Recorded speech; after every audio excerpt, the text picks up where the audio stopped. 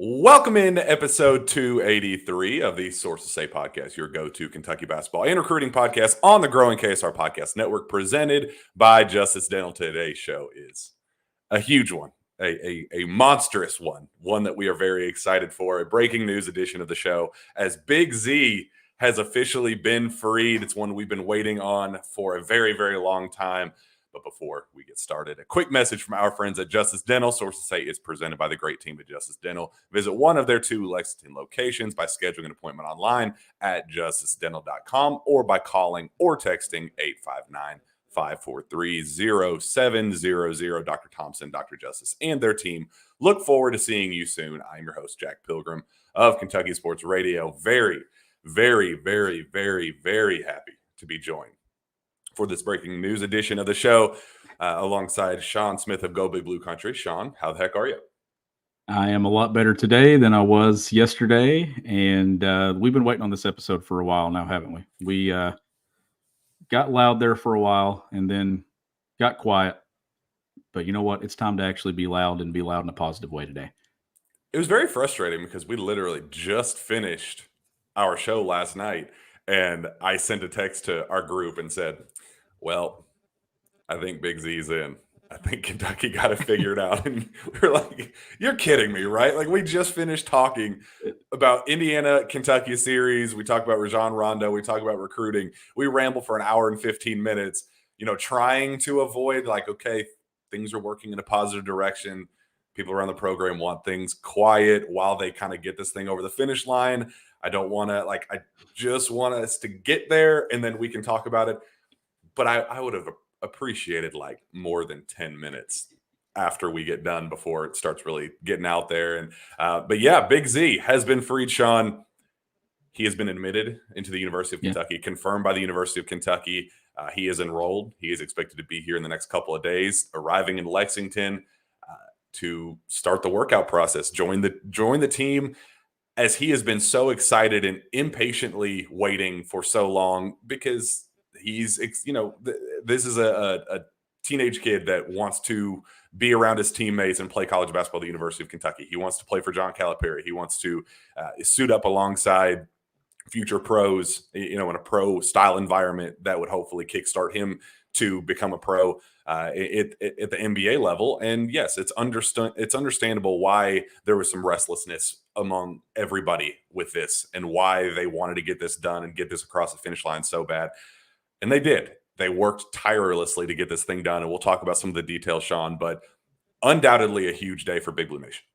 Oh, it's a massive day. It's a massive day when you're talking about what Kentucky needs on this roster is interior depth, right? Because that's where the injuries are. And this is a healthy interior piece that you now got to get here. You got to get him worked in. He's roughly 8 to 9 practices behind, I believe, as we stand today. They're somewhere in that range, depending on what they did over the weekend. Plus 10 from the summer too. So yeah, and the games from the summer. That part sucked, but he's no different than any other kid. And Ugo was in the similar situation last year. He came in August, so think of him as an Ugo addition from last year, coming in late and having to adjust on the fly.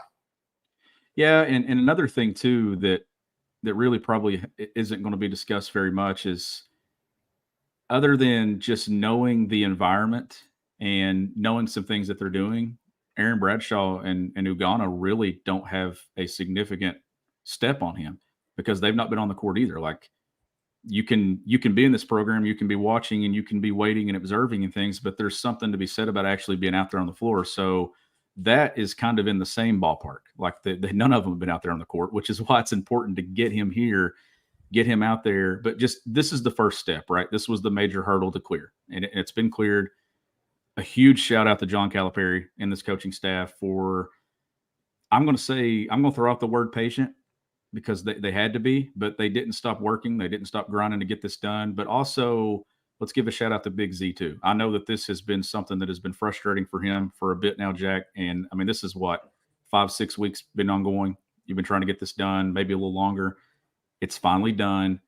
You know that he feels significantly better about his future, as well as Kentucky feels about theirs. For my money, Sean, I think this is the biggest recruiting win for John Calipari in at least 5 years.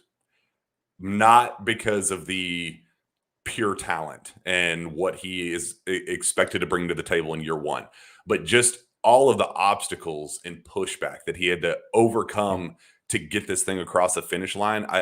We'll talk about that, all of the details someday, and I'm really excited to. But from what I know and what I'm allowed to talk about right now, there was an unbelievable amount of pushback and people in Z's ear saying, go elsewhere. You don't need to, they're making life difficult for you.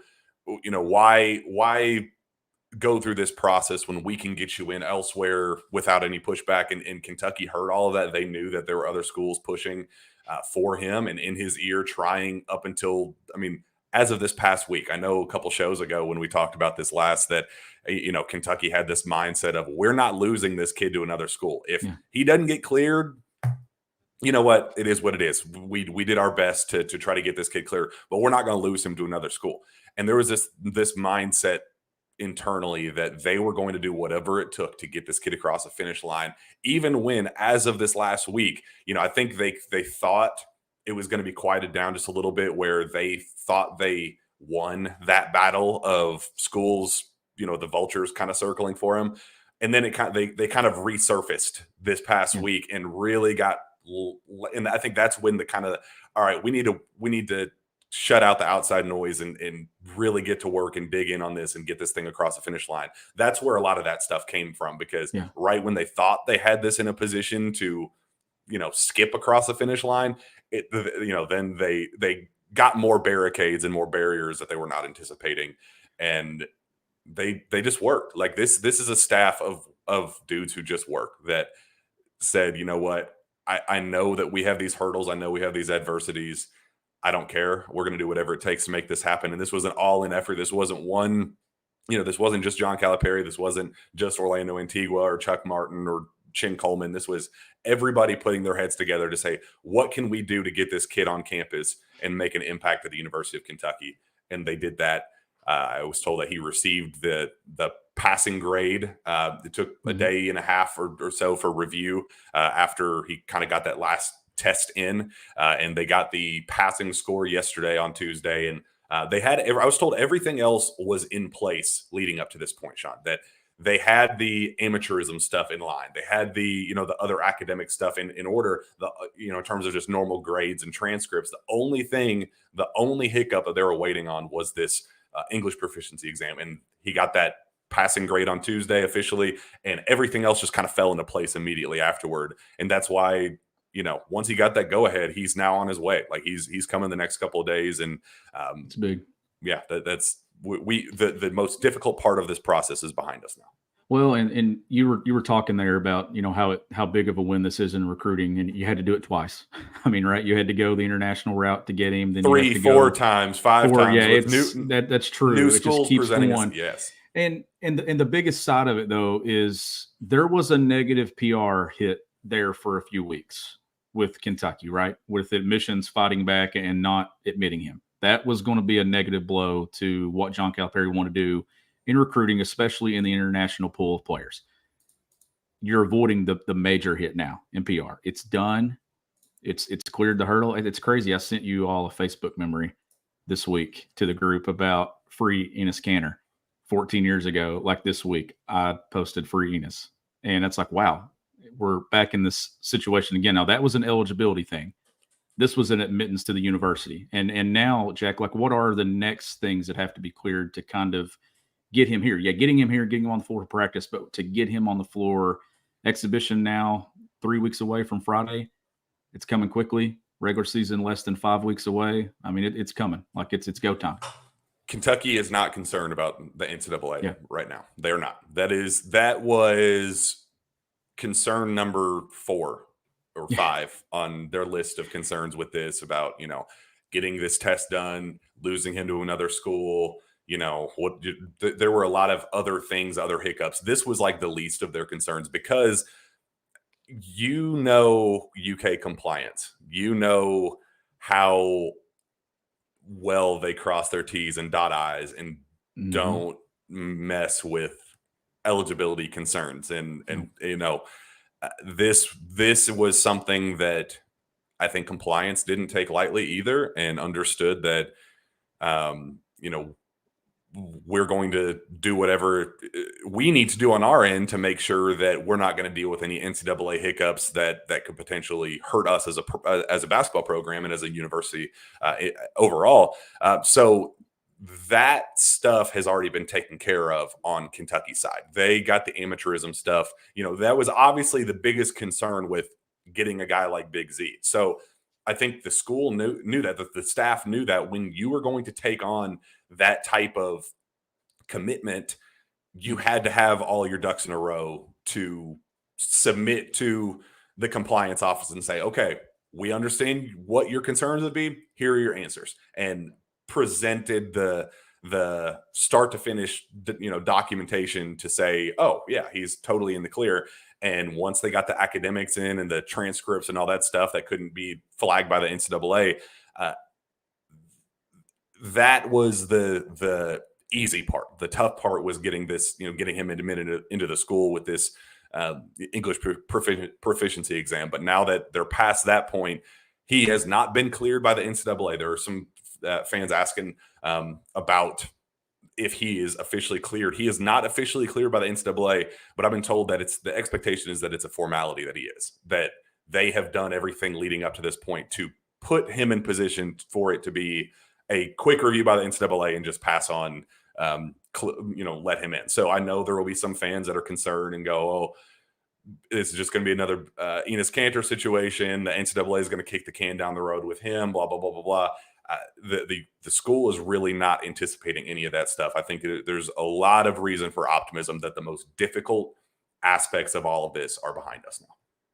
Yeah, it is. And Kentucky got a significant piece to the puzzle, right? And I'm not sure where the ceiling is. I'm not sure where the floor is when it comes to what we can expect from him, because I just think it's too early to tell. I want to see the progression and things, but just adding depth, interior depth. And I was talking about it today. I tweeted out that Trey Mitchell is going to be called upon a ton to play a lot of minutes in November and December, given where Kentucky is in this front court with injuries to Ugo, injuries to Bradshaw.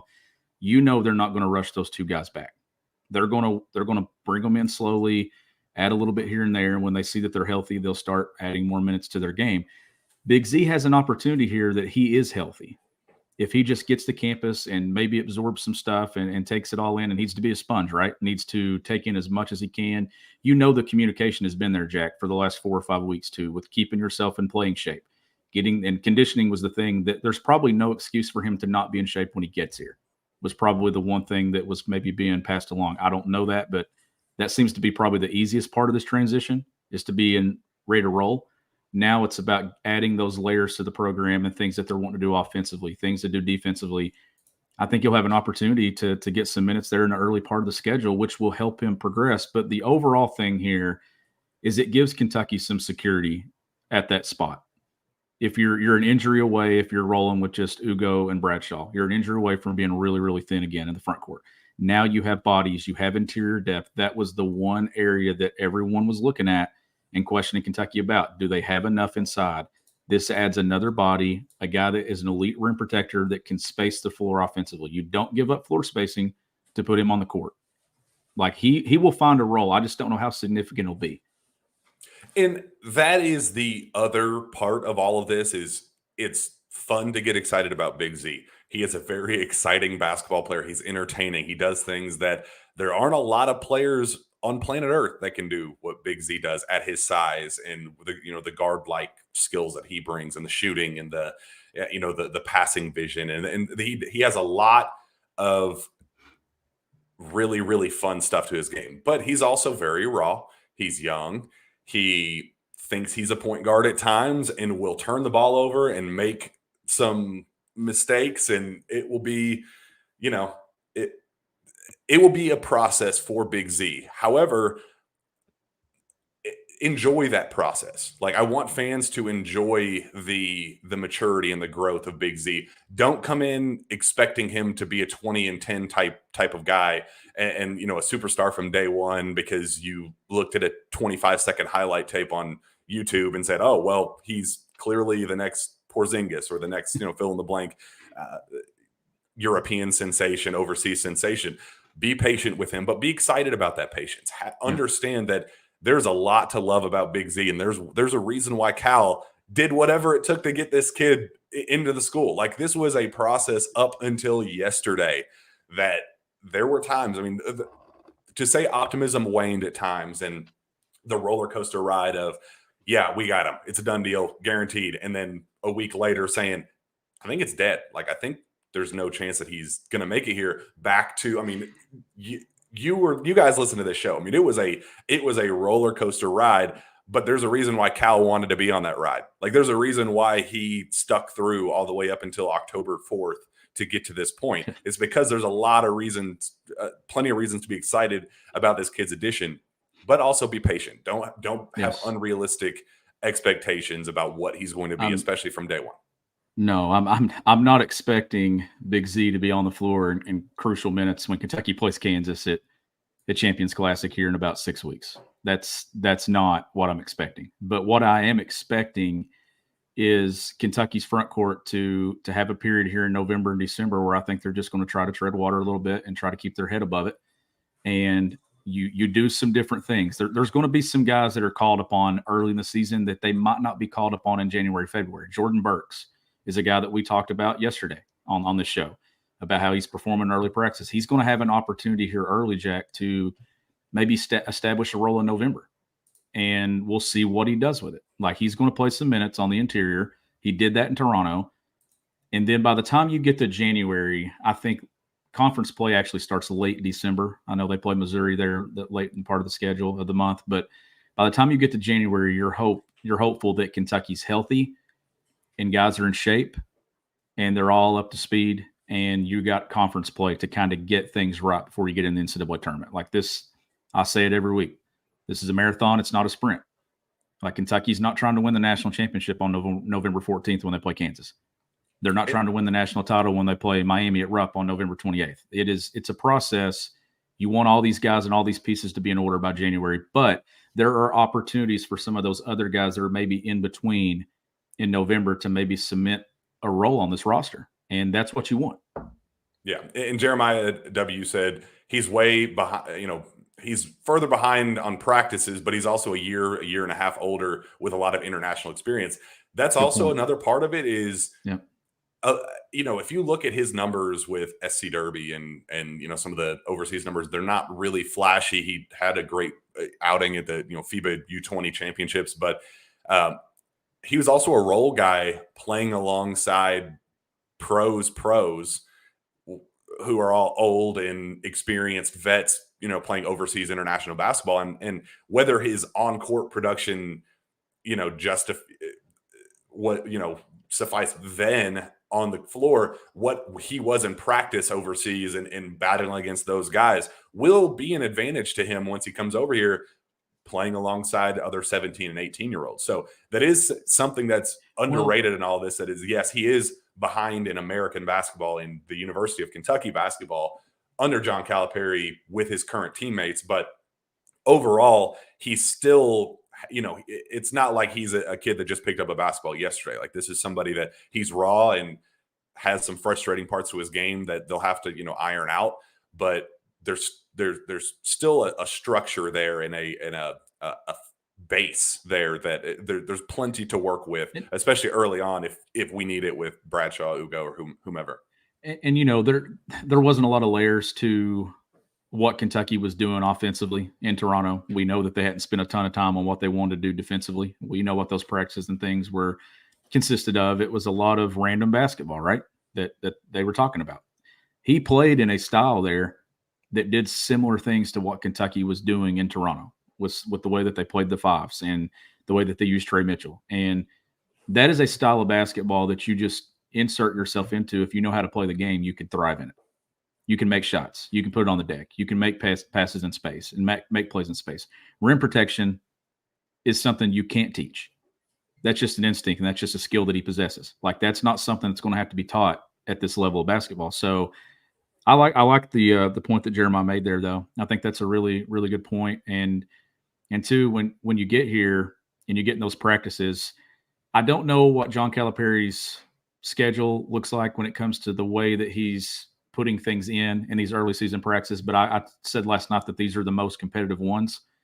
Probably not a whole lot of X's and O's to it right now. There's not like, hey, this is what we're doing offensively. This is what we're doing here defensively. A lot of it is kind of just fighting, battling, physicality, and establishing some of those core principles that you want to build your season around that are there every single day. Probably not a lot of X's and O's when it comes down to it in these early practices, but those will start here, I'd say, in the next week. Yeah, absolutely. Couple questions about where his brother going. That's still a process that's ongoing. He's in conversations, I'm told, with 2 schools. I've told Memphis is very interested in him, and USC is also another school that has been poking around, would really like to sign him. Would prefer not to get into who was poking around with Z. Maybe we'll save that for a rainy day. It'll come up, but several, not just one, not just one school making a push. And there was also kind of this point in all of this, Sean, that Kentucky kind of had to look at itself in the mirror and go, is this happening? Is he going to make it in?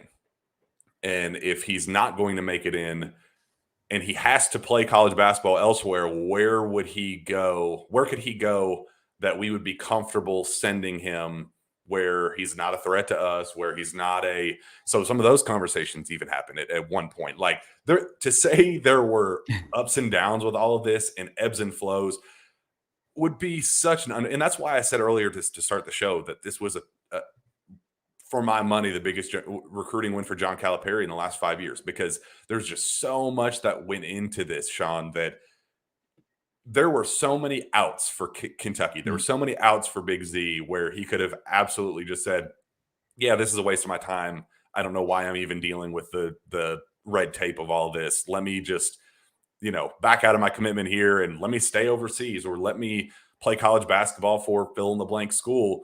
Why am I dealing with all of this? But for Kentucky and Cal to just dig and dig and dig and dig and do whatever it takes to make this happen across the board. I mean, they fighting up until the finish line to make this happen. What a get! Like, what an unbelievable get. Put the expectations aside and what his immediate impact is going to be.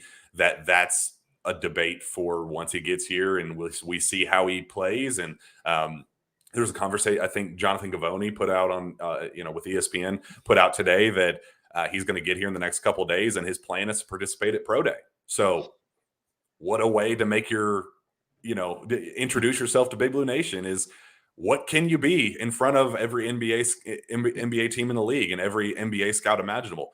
That's going to be big. And he's a guy that can't test the waters anymore either.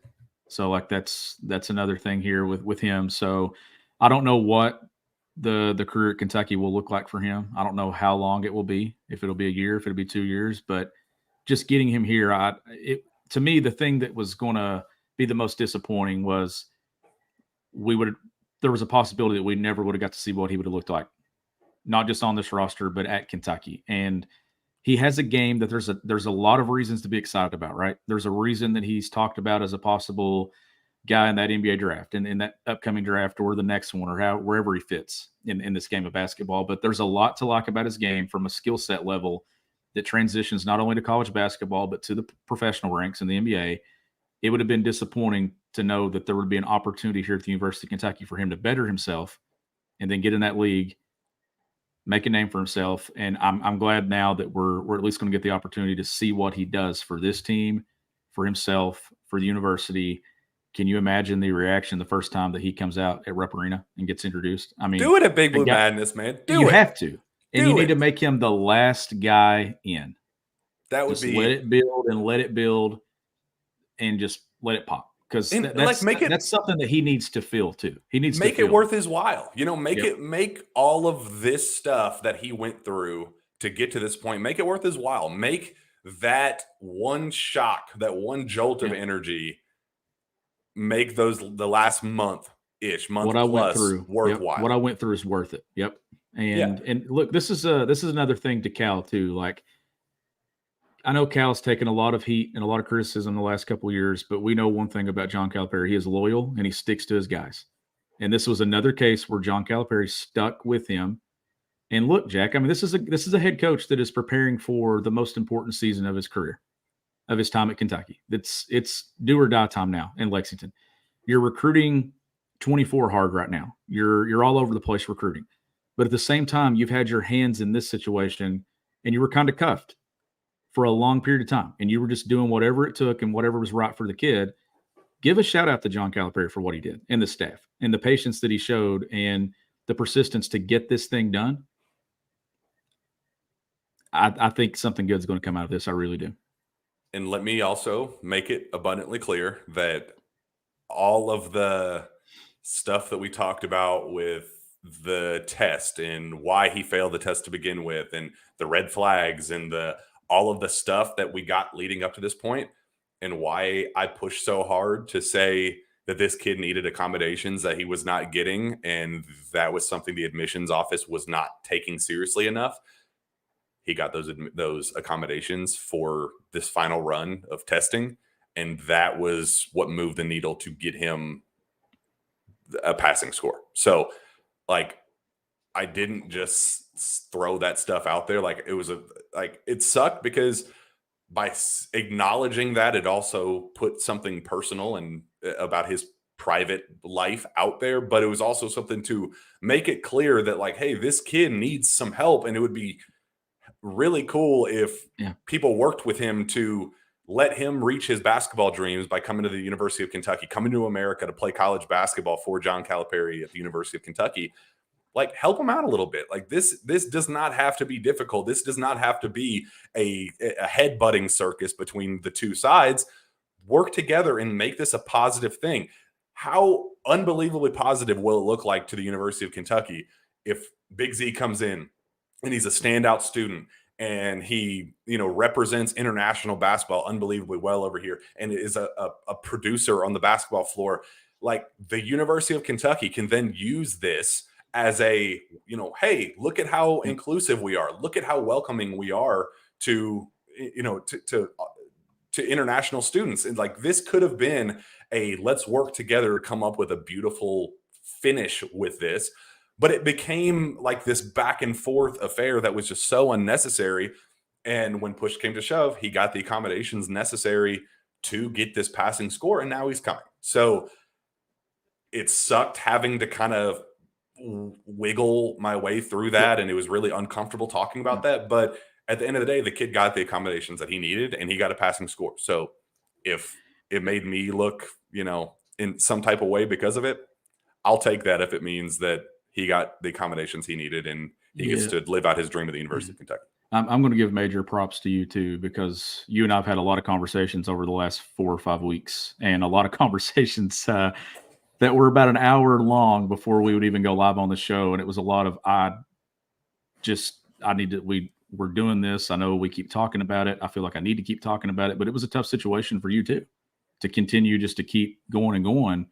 But that episode, a month ago now that we did, where you kind of broke all the stuff with it and you kind of went inside it and detailed everything with it. It's worth it now because we got to this point and we get to see what this is going to look like at Kentucky, and good for him. Good for him to come here and have an opportunity. And like you said, the NCAA stuff, I never actually thought Kentucky was worried about that, because those were boxes they checked before they ever even probably started recruiting.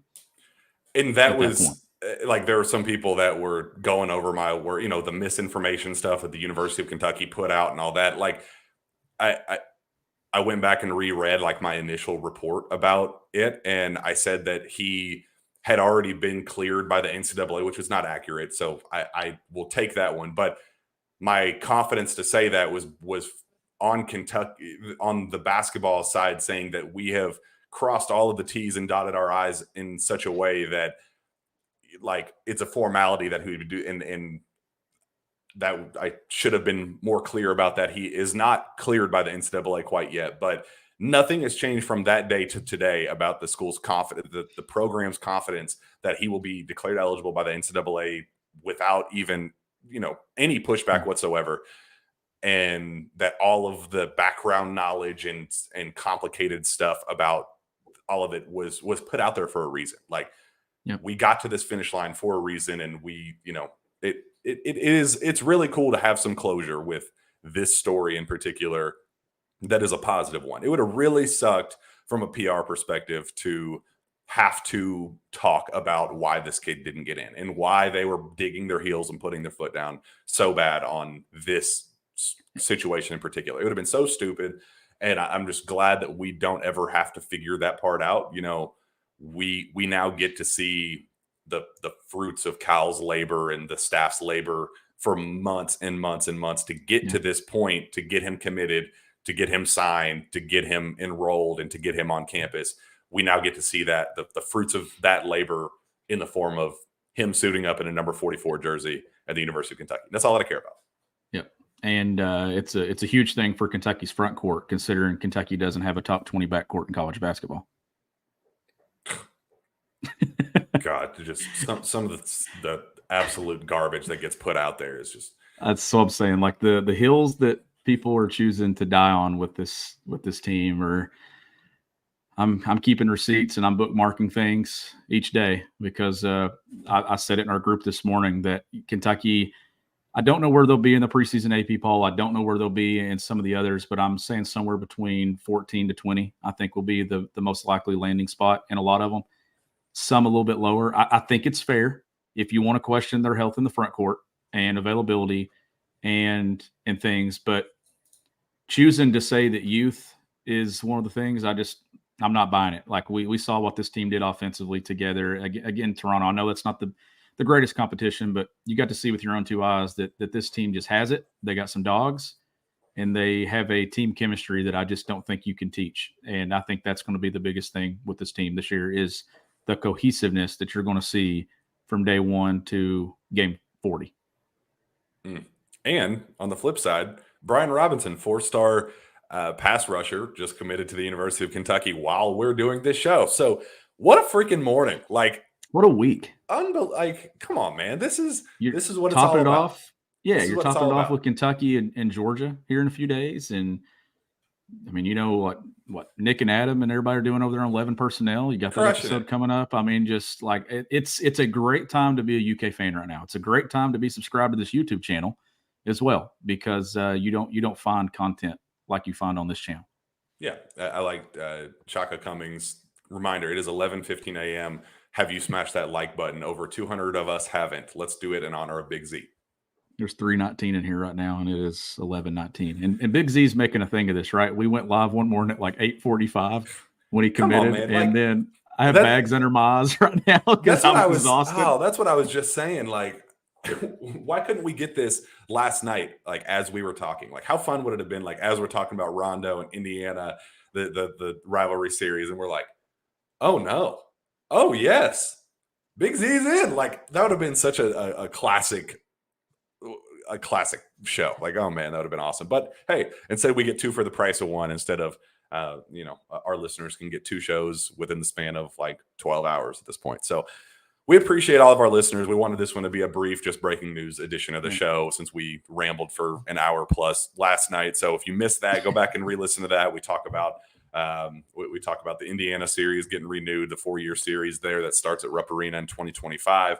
We talked about Rajon Rondo unofficially kind of sort of being around the program and talking about why that's important to him to lend a listening ear to this young talent at Kentucky. So a lot of good vibes coming around right now, Sean. We get a very fun commitment, very fun return of Rajon Rondo, very fun series renewed with Indiana. So a lot of good stuff coming around the University of Kentucky basketball program.